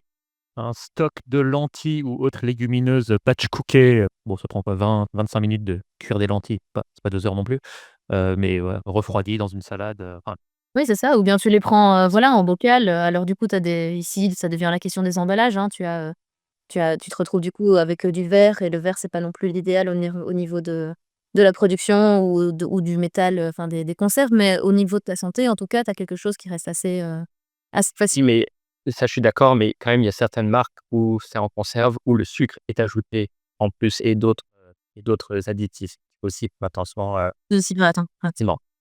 Donc ça reste des questions de choix sociétaux, ça reste des questions d'organisation, ça reste, des questions très, très sociales malheureusement parce que c'est aussi notre culture qui nous pousse à ne plus passer de temps dans une cuisine, pour, prendre voilà, pour, passer du temps sur quelque chose qui est indispensable. On ou même la quantité d'argent que l'on dépense dans la nourriture. On oublie qu'il y a encore pas si longtemps, quand longtemps, il y a 50 ans, mais même pas, il y a 50 ans, c'était plus de 25 de notre, salaire qui allait dans la nourriture. Aujourd'hui, je sais plus quels sont les chiffres en Europe, mais 10, mais plutôt de l'ordre de 10, oui. 10%, de 10, Enfin, exactement. 15% voilà, pour les classes défavorisées. Ouais. voilà, et j'imagine même pas aux États-Unis ce que ça peut être. Donc, en termes de Dans les mêmes ordres. dans les mêmes ordres peut-être, voilà, mais c'est très difficile de dire à quelqu'un comment bien manger parce que ça va être quelque chose de très social, de très systémique, Non, bien mais sûr. ce que l'on peut faire, c'est donner des conseils. Voilà, dans pas des ouais, effectivement, on n'est pas là pour donner des conseils, mais à vous écouter, effectivement, tu donnais l'exemple du pain maïlis, parler de salade, pas pâtes, aux légumes, omelettes, pas t pas un temps fou ni un et pâtes complètes, j'imagine, de préférence, bon, plein de choses comme ça, bon, OK. Qu'est-ce qu'on pourrait Voilà. faire d'autre, Hem, alors, est-ce qu'on a parce qu'on parlait justement, de la question socio-économique et là, je pense que c'est quand même assez indispensable, d'en parler et surtout pour des personnes comme nous qui travaillons, dans l'éducation, dans la sensibilisation, heu, c'est aussi de considérer la perception de ce que c'est que l'alimentation dans, différentes, catégories socio-économiques que socio-culturelles. Et c'est vrai qu'on peut souvent prendre comme acquis qu'à travers la sensibilisation ou à travers les normes qui sont, données par des grandes institutions ou des gouvernements, que tout le monde a la même perception de ce que c'est une alimentation saine pour la santé. Là, je parle que pour la santé, je parle pas pour, les écosystèmes et le vivant. Hem et en fait, on n'a pas tous le même choix. On n'a pas tous la même perception Et on n'a pas tous et surtout le même choix en termes de, en fait, trouver ton magasin dans lequel tu vas pouvoir trouver ton bon pain. Est-ce que dans ton village? Est-ce que dans ta ville, là où tu vas faire tes courses? En fait, peut-être que tu as qu'un supermarché, accessible, près de chez toi et donc oui, forcément, ça devient plus compliqué de faire des choix sur les sur l'aliment vrai que tu vas consommer. et donc là, on va remercier une sociologue de l'alimentation et de la santé, interviewée il y a pas longtemps, qui a confirmé ce qu'on savait un petit peu, mais pas à quel point. C'est le fait que cette perception par rapport à notre classe sociale va énormément jouer sur notre relation à l'alimentation. Je vais essayer de simplifier très, très, très rapidement, mais des personnes qui sont assez dans une situation très, très, très précaire, déjà ne vont pas avoir la même relation par rapport à la santé. Donc ils vont avoir une approche très curative, quand des personnes avec des moyens vont avoir une approche préventive. Et donc, ils vont moins se poser la question de quelle alimentation je dois manger pour éviter d'être en mauvaise santé, puisque n'ayant pas ce luxe de temps, ils vont se préoccuper de leur santé une fois que les symptômes ou des problèmes apparaissent. Et au-delà de ça, il va y avoir le fait que, j'ai besoin, dans des situations difficiles, j'ai besoin de faire, quelque chose à manger, de faire plaisir. Il va y avoir aussi des questions de normes par rapport à l'apparence physique, le fait d'être, un peu plus, d'avoir un peu plus de poids peut être apparenté à quelque chose, de un peu plus en bonne santé. Donc voilà, tout ça, c'est des choses qu'il faut considérer, qu'il ne faut pas ignorer quand on fait de l'éducation, de la sensibilisation, quand on fait des réglementations nutritionnelles de qu'est-ce que c'est qu'une alimentation saine et comment on fait pour la rendre accessible à tout le monde. Bah, il faut aussi se réaliser que rien que cette perception n'est pas la même pour tout le monde. Il y a aussi des personnes qui sont dans des catégories, on va dire, plus défavorisées, ont justement ou pas justement, c'est pas à moi de juger, certains doutes envers ce que certaines institutions peuvent, donner comme, recommandations et donc vont être plus distants, de ce monde-là. Je sais pas si tu veux rajouter? Oui, moi, je veux juste ajouter quelque chose qu'on a brièvement dit, tout à l'heure, mais qui prend tout son sens ici. C'est là que les politiques publiques, en fait, prennent énormément de sens. Que si, l que la sensibilisation le fait que la sensibilisation ait ses limites, ça rend encore plus important les politiques publiques et les choix que les politiques publiques vont faire dans notre alimentation, dans ce qui est accessible, dans ce qui n'est pas accessible, dans à quel point est-ce que, les aliments ultra transformés ont leur place dans enfin, voilà, donc c'est toutes des choses aussi, il ne faut pas se reposer uniquement sur le choix des consommateurs quand on parle d'une alimentation, saine et bonne pour l'environnement au niveau globalisé. Non, tout à fait. Alors, c'est un sujet assez peu porté politiquement, quasi absent des programmes politiques et des débats, à la télé et on peut le déplorer parce que c'est quand même on parle là de ce qu'on mange et de notre santé. Donc il faut peut-être aussi une demande citoyenne pour que ces sujets soient davantage, portés. Il y en a un petit peu. Bon voilà, on va pas trop titiller, l'ANIA. Beaucoup de gens ne savent pas forcément ce que c'est. On va dire c'est le grand syndicat des industriels agroalimentaires. Alors on parle beaucoup de la FNSEA et ils sont ciblés, pour, voilà, le modèle agricole qu'ils ont tendance à défendre. Beaucoup moins l'ANIA, qui est moins remise en cause. Pourtant on parle de c'est un peu d'un des nœuds, de ce qui bloque, hein, quand on essaye d'encadrer davantage, ne serait-ce, les pires produits, ça bloque. Je vous laisse reprendre.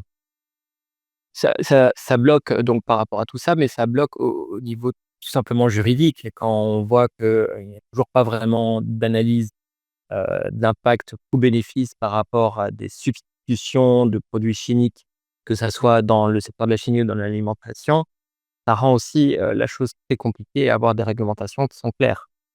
Hem et puis même si on fait gaffe, à l'origine des choses, il n'y a pas d'infrastructure autour de nous, donc un accès et des aides nous permettent, justement de regarder l'origine ou de faire attention. Au bout d'un moment, on va s'essouffler et on se peut abandonner. Il y en a qui peuvent ne pas abandonner, mais il y en a beaucoup qui vont abandonner. À juste titre, la volonté, je sais, tu sais, par la mienne, a des limites aussi. Bon, moi, je parlais plutôt effectivement, peut-être carrément interdire certains produits, mais en taxer certains et en subventionner d'autres, voilà, davantage. Ça fait On peut partie gérer du sur les spectre des solutions. Absolument, on peut jouer sur les prix. Ça, il faut pas le négliger. mais Mais les politiques ne se bougeront pas si les électeurs ne le demandent pas. Voilà, c'est souvent comme ça. C'est souvent des électeurs dont viennent les demandes les plus fortes. alors, là, on peut rentrer sur un autre sujet, je suis complètement d'accord. Oui, mais en même temps, ça il peut y avoir aussi des tendances qui apparaissent, non pas au niveau politique, mais au niveau territorial. Et au Après, niveau débat public, au niveau débat public. porter un sujet sur le débat public, même si, c'est une petite partie des gens, le fait de le mettre en avant, de le diffuser, bah, comme, peut-être ici dans ce podcast, mais en tout cas de mettre en avant ce genre de sujet, de le porter au débat public, ça évidemment c'est important et ça doit pas être une majorité des citoyens, ça doit en tout cas être, suffisamment bien, mis en avant. Est-ce qu'on est au dernier slide et aux Oui, conclusions? absolument, c'était Bien. juste, Malice, vas-y, hein, la conclusion. Oui, voilà, c'était une petite slide un peu pour, récapituler ce qu'on a pu dire. Alors c'est principalement des infos au niveau, nutritionnel, mais en fait, il faut bien garder en tête, ça c'est quelque chose qu'on porte énormément avec, tout ce qu'on a amené ici, c'est que en gardant en tête, alors le cadre des 3 V ou en tout cas, de penser vraiment le vrai des aliments, de faire attention, à ce qu'on met, dans notre corps et cetera, à varier notre alimentation, à végétaliser notre alimentation. En fait, on touche aussi aux problèmes environnementaux et ça, c'est super important. C'est vraiment de se dire que les 2 sont hyper liés, là où certaines choses ne vont pas avoir de problème, ne vont pas créer de problème au niveau santé, ça va par contre le créer au niveau environnemental. Mais globalement, on se retrouve quand même avec des problèmes qui sont au même endroit et j'espère qu'en tout cas ici, avec ce qu'on a amené, on a mis en avant vraiment qu'il y a certaines choses qu'on peut faire qui permettent de faire attention aux 2, à la fois aux problèmes sanitaires et aux problèmes environnementaux et ça pour moi, c'est vraiment le plus important. Donc la question de se dire qu'une calorie n'est pas une autre calorie, que non, les nutriments ne sont pas interchangeables, pardon, et qu'une bonne santé, mais aussi une bonne santé environnementale, ben en fait, finalement, ce sont des calories de meilleure qualité. Et donc l'importance, ça c'est notre conclusion un peu, l'importance de systèmes alimentaires diversifiés qui s'éloignent de l'homogénéisation, que des mots compliqués, et de la recherche, de quantité quoi, de quantité de calories, à bas prix ou, qui n'ont pas vraiment de valeur finalement, au niveau nutritionnel. Sup Et si je peux finaliser parce que voilà, nous, on on tient quand même à remercier ces 4 personnes, sans qui on n'aurait vraiment pas réussi à arriver à ce niveau de vulgarisation de toutes ces thématiques.